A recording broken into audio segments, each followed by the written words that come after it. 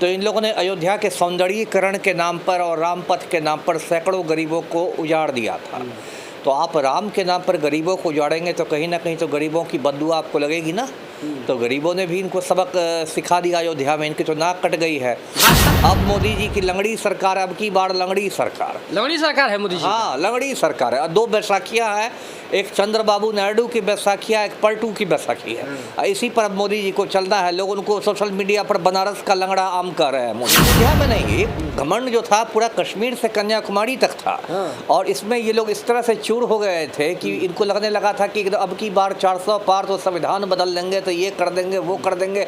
अब संविधान क्या बदलेंगे, अब तो पाजामा बदलने के लिए मोदी को चंद्रबाबू नायडू से पूछना पड़ेगा। 24 के लोकसभा चुनाव में एक ऐसा पर का लड़ाई था और भाजपा सरकार ने अयोध्या में ऐसा माहौल बनाया था कि लग रहा था कि भाजपा सरकार वहां से अयोध्या से जीत ही जाएगी, मगर कुछ ऐसा हुआ, कहानी में ट्विस्ट आया। वहां से यानी कि सपा प्रत्याशी कैंडिडेट वहां से जीत चुके हैं। बाकी अयोध्या के लोगों को यानी कि गद्दार बताया जा रहा है। आखिर गद्दार क्यों बताया जा रहा है, अभी हमारे साथ पूर्व IPS अमिताभ दास हमारे साथ, इनसे पता करेंगे कि आखिर बीजेपी का हार अयोध्या में क्यों, आखिर कहाँ क्या रहा, आखिर बीजेपी वहाँ से हारी क्यों। सर चैनल में बहुत बहुत स्वागत जी, धन्यवाद आपका। सर क्या लगता है बीजेपी अयोध्या से हारती है, मुख्य कारण क्या है? देखिए, अयोध्या में तो भाजपाइयों ने बहुत सारे गरीबों को उजाड़ दिया था। इनकी जो सरकार है यूपी में और केंद्र में भी, तो वहाँ आप देखेंगे उसके कुछ वीडियो वायरल भी हो रहे हैं कि एक औरत रो रही है गोद में बच्चे को लेकर, उसका मकान बुलडोजर से तोड़ा जा रहा है। तो इन लोगों ने अयोध्या के सौंदर्यीकरण के नाम पर और राम पथ के नाम पर सैकड़ों गरीबों को उजाड़ दिया था। तो आप राम के नाम पर गरीबों को उजाड़ेंगे तो कहीं ना कहीं तो गरीबों की बददुआ आपको लगेगी ना। तो गरीबों ने भी इनको सबक सिखा दिया अयोध्या में, इनकी तो नाक कट गई है। भाजपा के लोगों का कहना है कि जिनको हम उजाड़े थे उनको हम सहयोग भी है, यानी कि घर बनाने का पैसा भी, मुआवजा भी दिए हैं। अरे भाजपाई तो पैदाइशी झूठे होते हैं। भाजपाई तो कहते थे कि 15 लाख रुपया अकाउंट में आ जाएगा, है ना। रोज़ मैं सुबह में अपना अकाउंट चेक कर रहा हूँ, 10 बरस से 15 पैसा मेरे अकाउंट में नहीं आया है। तो भाजपाई लोग तो झूठ बोलने के लिए ही पैदा होते हैं। ये सब बिल्कुल झूठी बात है। और देखिए, इस चुनाव में जो सबसे अच्छी बात हुई है वो ये कि मोदी का अहंकार चूर हुआ है। मतलब सारे भाजपाइयों का और मोदी का खास अहंकार चूर हुआ है। इन लोगों में जो इतना घमंड आ गया था, अब की बार 400 पार, अब की बार 400 पार। अब आपकी क्या हालत हो गई है, आप जो सामान्य बहुमत था वो आप नहीं जुटा सके, 272 का आंकड़ा आप नहीं छू सके। अब मोदी जी की लंगड़ी सरकार, अब की बार लंगड़ी सरकार है मोदी जी। हाँ, लंगड़ी सरकार है। दो बैसाखियाँ हैं, एक चंद्रबाबू नायडू की बैसाखियाँ, एक पलटू की बैसाखी है। इसी पर अब मोदी जी को चलना है। लोग उनको सोशल मीडिया पर बनारस का लंगड़ा आम कर रहे हैं मोदी जी को। तो ये तो दुर्गति हो गई। तो देखिए, किसी को इतना घमंड नहीं होना चाहिए। अब तक देखिए क्या था कि जो अहंकार का विश्व रिकॉर्ड था वो लंका के रावण के नाम पर था। अब मोदी जी ने उस विश्व रिकॉर्ड को तोड़ दिया था। अब मोदी जी के जो खास के जो दलाल लोग होते हैं, जैसे गोदी मीडिया है, दलाल टीवी चैनल्स है मोदी के, वो मोदी का ऐसा भौकाल बनाने लगे थे।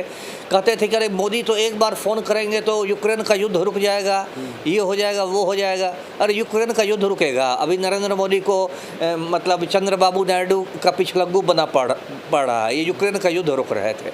तो किसी का घमंड उतना नहीं चलता। देखिए, मोदी ने 10 साल तक शासन किया और 10 साल में सिर्फ बात बनाया और सिर्फ गौतम अडानी के लिए काम किया। आम आदमी को कुछ नहीं मिला। रामलला की बस बात हुई, आम लला की कोई बात नहीं हुई।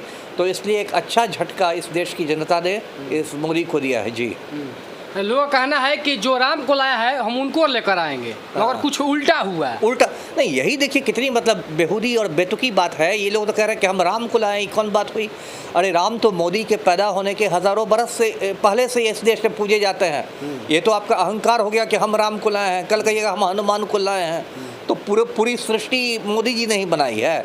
तो ये तो इनका घमंड था कि हम इसको लाए हैं उसको लाए। अरे आपने क्या किया, है ना। आपने अग्निवीर योजना लाई। अब उस योजना का आप देखिए कितना बड़ा मजाक है युवाओं के साथ है कि 22 बरस की उम्र में लड़का रिटायर कर जाएगा, 18 वर्ष की उम्र में बहाल होगा, अग्निवीर बनेगा और 22 साल की उम्र में रिटायर कर जाएगा। बताइए, 22 साल दुनिया के किसी देश में रिटायर करने की उम्र है? नहीं। आई मोदी जी पक्की दाढ़ी लेके 75 बरस में एक और टर्म खोज रहे हैं। आज फिर शपथ लेंगे।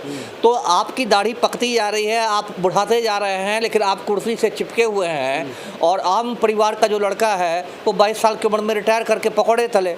तो यही सब कि इनको सजा मिली और कुछ नहीं हुआ है। जी, माने कि यानी कि अयोध्या में बीजेपी को श्राप लगा है। श्राप लगा है, गरीब आदमी का श्राप लगा है। है ना। गरीब आदमी को आपने उजाड़ दिया था। आप सिर्फ गौतम अडानी की दौलत के बारे में सोचिएगा और गरीब आदमी को बेघर कर दीजिएगा, उसका मकान पर बुलडोजर चला दीजिएगा और वो गर्मी में, सर्दी में और बरसात में वो सड़क पर सोएगा, तो गरीब की तो हाय आपको लगेगी ना। अडानी बचाने आएगा आपको। योगी जी कहते हैं कि जिस पर मोदी का हाथ होता है उसे कोई नहीं हरा सकता। तो क्यों? अरे मोदी जीते इस बार खुद हारते हारते बचे हैं। वाराणसी में जीते तो, लेकिन पिछले बार से बहुत कम जीत का अंतर हो गया और कई घंटे तक तो ऐसी खबरें आती रही कि मोदी वाराणसी में मतलब पीछे चल रहे थे और इनकी जो बहुत करीबी मंत्री थी स्मृति ईरानी, वो बुरी तरह से हारी है अमेठी में। राहुल गांधी के पीए से हार गई, किशोरी लाल शर्मा से हार गई। यूपी में इनको कितना नुकसान हुआ है। तो क्या मोदी का हाथ, क्या मोदी का हाथ। अब तो इनका घमंड चूर हो जी। वहाँ के साधु संतों का कहना है कि अगर भगवान बांदर और भालू को अपने लड़ाई में नहीं ले जाते, अगर वहाँ के अयोध्या के लोगों को ले जाते तो रावण से समझौता कर लेते।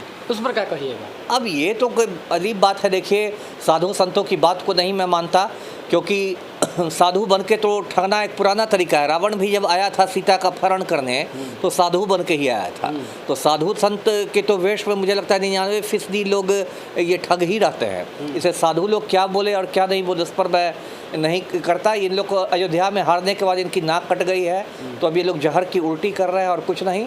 इनको जनता ने जोड़ का झटका धीरे से दिया है। अभी भी होश आएगा तो ये अग्निवीर योजना को वापस लें, सेना में नियमित बहाली शुरू करें। महंगाई की जो मार आम आदमी पर पड़ी हुई है, 1200 रुपया में जो गैस सिलेंडर बिक रहा है, उस महंगाई पर रोक लगाए।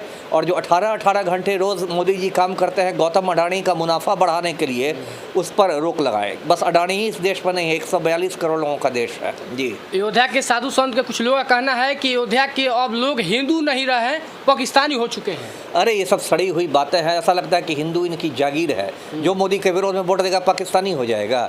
ये सब साधु संत नहीं है, ये भाजपा के दलाल हैं। सिर्फ भगवा कपड़ा पहनने से, कमंडल लेने से कोई साधु संत नहीं होता। एक आसाराम बापू भी खुद को संत कहता था और 10 बरस से जोधपुर जेल में उम्र कैद काट रहा है नाबालिग से दुष्कर्म करने के लिए। एक बाबा राम रहीम खुद को संत कहता था, उम्र कैद काट रहा है साध्वियों से बलात्कार करने के लिए। तो ये साधु संत सब मुंह में राम बगल में छुरी है, वही क्या डिसाइड करेंगे कि कौन हिंदुस्तानी है और कौन पाकिस्तानी है जी। यानी कि अयोध्या में भाजपा कैंडिडेट लोगों का, यानी कि भाजपा नेताओं का, यानी कि एक घमंड हो गया था कि अब की बार हम लोग वहाँ से जीत ही चुके हैं। ये अयोध्या में नहीं, ये घमंड जो था पूरा कश्मीर से कन्याकुमारी तक था। और इसमें ये लोग इस तरह से चूर हो गए थे कि इनको लगने लगा था कि अब की बार 400 पार तो संविधान बदल देंगे, तो ये कर देंगे, वो कर देंगे। अब संविधान क्या बदलेंगे, अब तो पाजामा बदलने के लिए मोदी को चंद्रबाबू नायडू से पूछना पड़ेगा जी। क्या लग रहा है, जैसे खबर चलाया जा रहा है कि कुछ कांग्रेस पार्टी आरजेडी से ऑफर आ रहा है कि नीतीश जी अब की बार पलट जाइए, अब की बार पलट जाइए, इस पर क्या कहिए? अब देखिए, नीतीश कुमार तो जन्मजात पलटू राम है, उनका तो नाम ही है पड़ गया है पलटू राम। और कितनी बार उन्होंने पलटी मारी है खुद भी भूल गए हैं। तो आज वाली सरकार में तो खैर शामिल होंगे ही। 7 बजे जो सरकार बनेगी इसमें ललन सिंह और रामनाथ ठाकुर सबके मंत्री बनने की चर्चा है, लेकिन पलटू राम कम पलट जाए तो ब्रह्मा भी नहीं जानता। सर, कांग्रेस का कहना है कि मैं इतने लोगों का, अगर सरकार बनता है तो इतने लोगों का, युवाओं का नौकरी दूंगा। क्या नीतीश कुमार पलटे हैं तो सही काम करते हैं कि गलत काम करते हैं? देखिए, नीतीश कुमार तो पलटे हैं तो वो कोई युवाओं के हित के लिए नहीं पलटे हैं, वो तो अपना देख रहे हैं, अपना राजनीतिक हित देख रहे हैं, अपना स्वार्थ देख रहे हैं। उनको लगता है कि केंद्र में भी मेरे 2-3 चेले चपाटी मंत्री रहेंगे तो मेरी ताकत बढ़ेगी। और कल को 10 दिन बाद, 20 दिन बाद, 1 महीने बाद यदि पलटू राम को लगेगा कि नहीं, इंडिया गठबंधन में मेरा स्वार्थ सिद्ध होगा, उसमें स्वार्थ सिद्धि होगी, तो फिर पलटी मार देंगे। इसमें क्या दिक्कत है जी। यानी कि पलटी मारने में एकदम पीछे नहीं रहते हैं। अब इसमें कहने की बात है, कहने की बात है। सर, अयोध्या में जिस तरह से बीजेपी हारी, क्या लग रहा है कि अयोध्या में आने वाले समय में क्या वहाँ से बीजेपी जीत पाएगी? नहीं। और देखिए, अयोध्या में तो मतलब एक तरह से इनके जले पर नमक छिड़का गया है। वो एक सामान्य कैटेगरी की सीट है, वहाँ से एक दलित प्रत्याशी जीता है।